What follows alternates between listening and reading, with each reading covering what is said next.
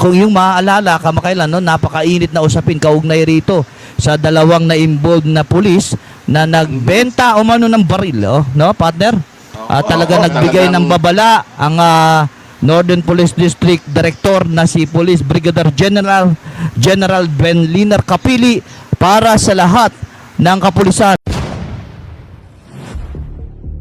Naglabas na mahigpit na paalala ang pamunuan ng Northern Police District o NPD sa lahat ng mga Chief of Police, Office Chiefs at Unit Commanders kaugnay ng isang insidenteng kinasasangkutan ng tauhan ng pulisya na nagsisilbing babala sa buong organisasyon.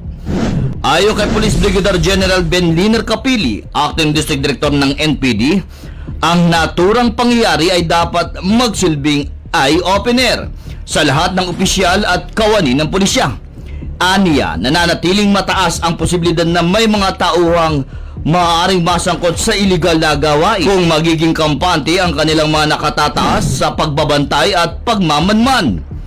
Binigyan din ni Police Brigadier General Capili ang kahalagaan ng patuloy na pagpapaigting ng mga Confidential Intelligence Activities o CIS, internal monitoring, at iba pang mga programa at intervention upang maagapan ang anumang paglabag ng mga tauhan at maiwasan ang pag-ulit ng mga insidenteng sumisira sa kredibilidad at magandang imahe ng NPD Kamanaba.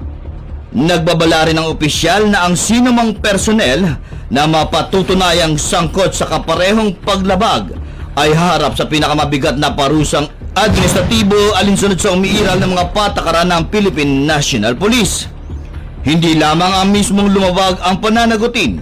Ayon pa sa direktiba, mananagot din ang kanilang agarang superior o supervisor sa ilalim ng Doctrine at Command Responsibility, isang prinsipyo na nagtatakda ng pananagutan sa mga pinuno kapag nabigo silang maayos na gabayan, bantayan at pangasiwaan ang kanilang mga nasasakupan. Sa pamamagitan ng paalalang ito, muling pinagtitibay ng pamunuan ng Northern Police District ang kanilang paninindigan na pairalin ang disiplina, integridad at pananagutan sa hanay ng kapulisan habang patuloy na pinapalakas ang mga hakbang laban sa katiwalian at anumang uri ng iligal na aktibidad sa loob ng organisasyon. Yun, partner, no? Patuloy na namang sinusubok ang hanay ng kapulisan kaugnay dito sa dalawang kabaro nila na nagbebenta umano ng pinagbabawal na baril, no?